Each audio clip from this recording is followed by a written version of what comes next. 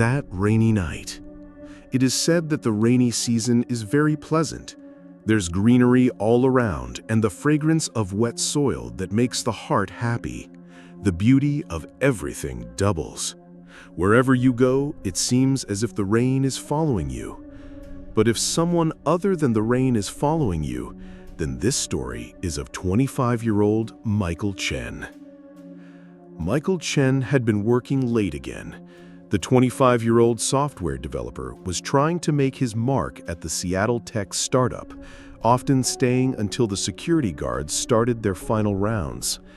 Tonight was no different, except for the storm brewing outside.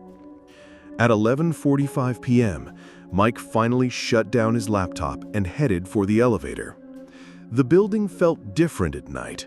The familiar hum of servers and coffee machines replaced by an eerie silence that made every footstep echo. As the elevator doors opened to the lobby, Mike could hear the rain hammering against the glass entrance.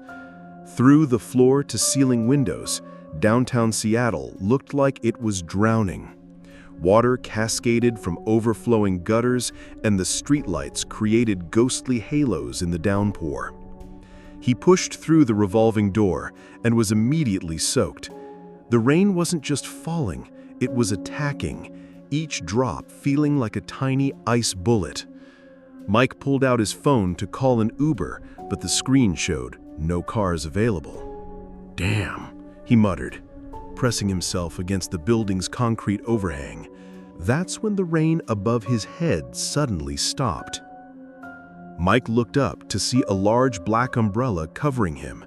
Beside him stood a man in his 50s, wearing a soaked gray suit that looked like it hadn't been dry in years. His face was gaunt, almost skeletal, and his eyes had a strange, glassy quality. "Thank you," Mike said, genuinely grateful. "But you're getting drenched, man. Here, let me hold it." The stranger didn't respond. He just stared out into the storm with those vacant eyes. When he finally spoke, his voice was barely audible over the thunder. "I've been helping people on nights like this. Always the same corner. Always the same storm. Do you know what it's like to drown, Michael?" Mike's blood went cold. He hadn't told this man his name. How do you... The water fills your lungs slowly at first, then faster. You fight it, but eventually you just sink. The man's grip on the umbrella handle was white-knuckled. I sank 6 years ago, right down the street. Construction pit filled with rainwater. Mike stepped back, but the umbrella moved with him, keeping him covered. "Look, I think there's been some confusion." "No confusion." The man's head turned toward Mike with a mechanical precision that made his stomach lurch. "Robert Hayes, that was my name. Still is, I suppose. I was chasing after a woman who dropped her purse, trying to be helpful. Just like now." The temperature seemed to drop 20 degrees in an instant. Mike could see his breath forming clouds as he spoke. You're saying you're dead?" "Dead is such a permanent word. I prefer waiting. I've been waiting for someone who won't run away when I tell them the truth." Mike's instincts screamed at him to run, but something about Robert's expression, a deep, aching loneliness, kept him frozen in place. "Every night when it storms like this, I come back to this corner. I hold my umbrella over strangers, just like I was trying to help that woman. But they always leave. They always abandon me, just like she did."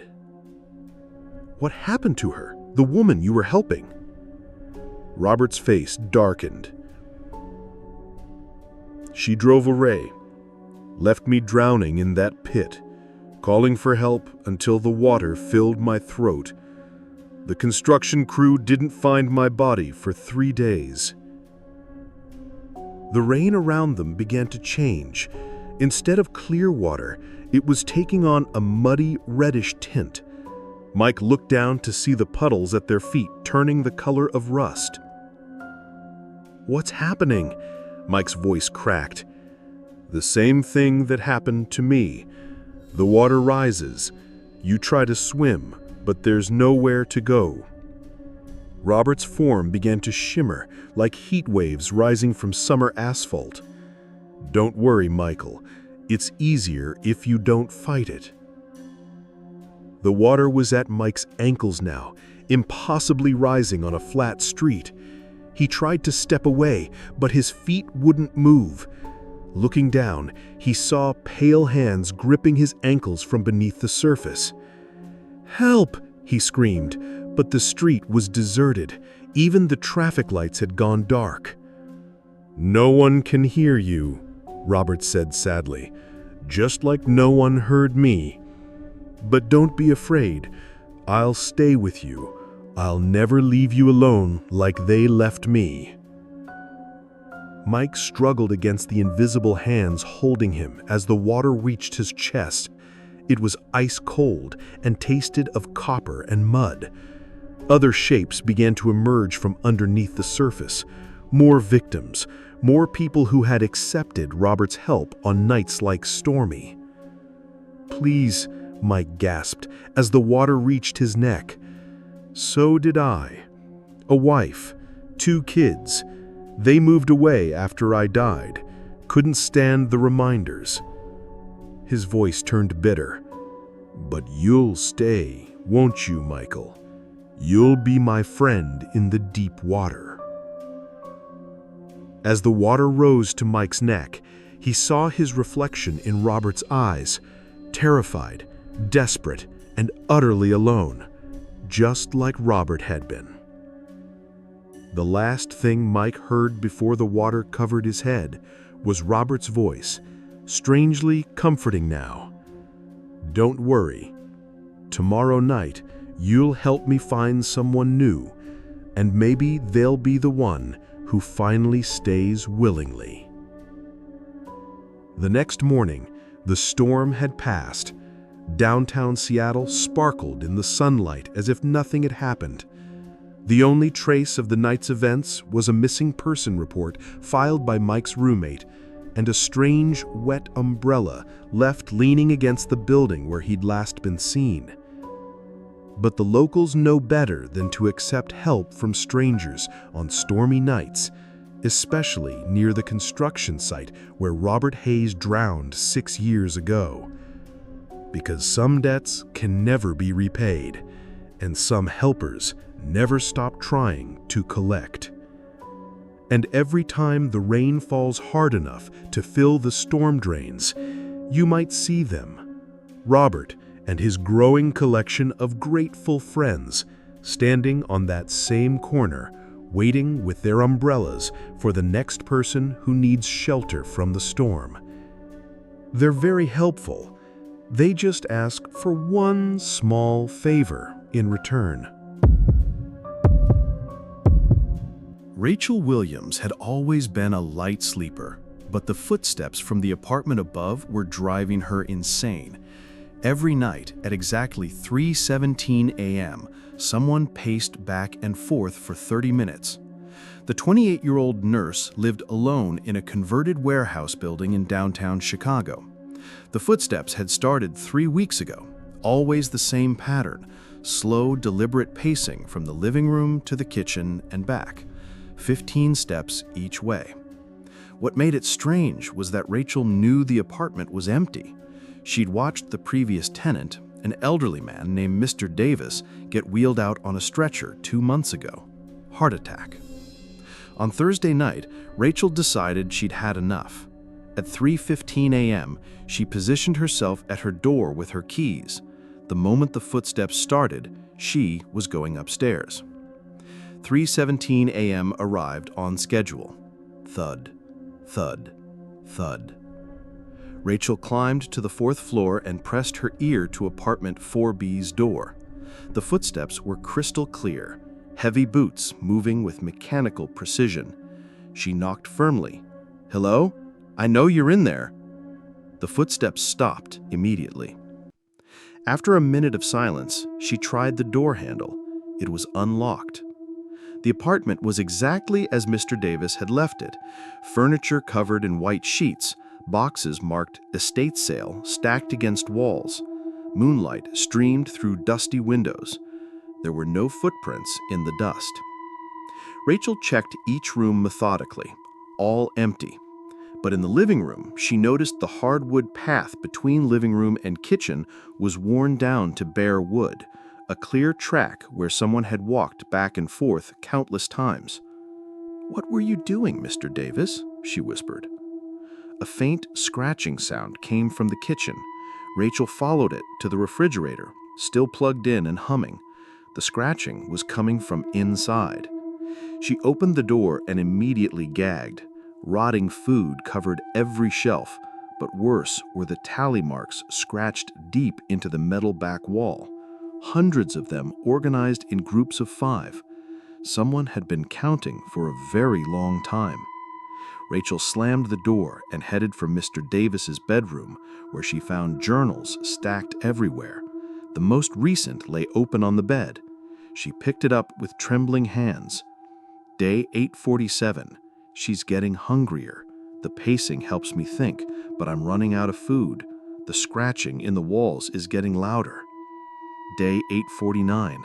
I can't hold her back much longer. She keeps whispering about the girl downstairs. Rachel flipped to earlier entries. Day 23. I thought bringing her home would help with loneliness. The pet shop said she was special, but she won't stay caged. Day 302. She whispers to me now. She's been watching the other tenants through the vents. Day 573. She's not just in the walls anymore. She says she'll be good if I keep feeding her. The final entry made Rachel's blood freeze. Day 850. My heart is giving out. She's promised to wait patiently for someone new to take care of her. She likes the girl downstairs, says she smells like kindness. She's very hungry. A wet sliding noise came from the walls.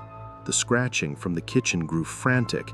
Something was moving inside the building itself. Rachel ran for the door, but it slammed shut. The temperature plummeted and her breath formed clouds in the frigid air. "You came upstairs," a voice whispered from everywhere at once. It sounded like wind through broken glass. "He said you would. He said you were kind." The walls began bulging inward. Cracks appeared in the plaster, something dark seeping through. "I've been so hungry since he died, but you're full of warmth." Rachel's phone had no signal. She was trapped with something that had been growing in the walls for over 2 years. "He used to pace every night, thinking how to feed me without hurting anyone. Such a good caretaker." The wall split open like a wound, revealing absolute darkness. From it came slow, wet breathing. "Thank you for coming to feed me," the voice whispered as something emerged. "I'll be a good neighbor." Rachel's scream cut short as the darkness reached for her. The next morning, Rachel's apartment was found open, her keys in the lock. Security footage showed her climbing to the 4th floor at 3:15 a.m. She was never seen again. But the new tenant, Marcus, complains about footsteps above. Every night at 3:17 a.m., someone paces for 30 minutes.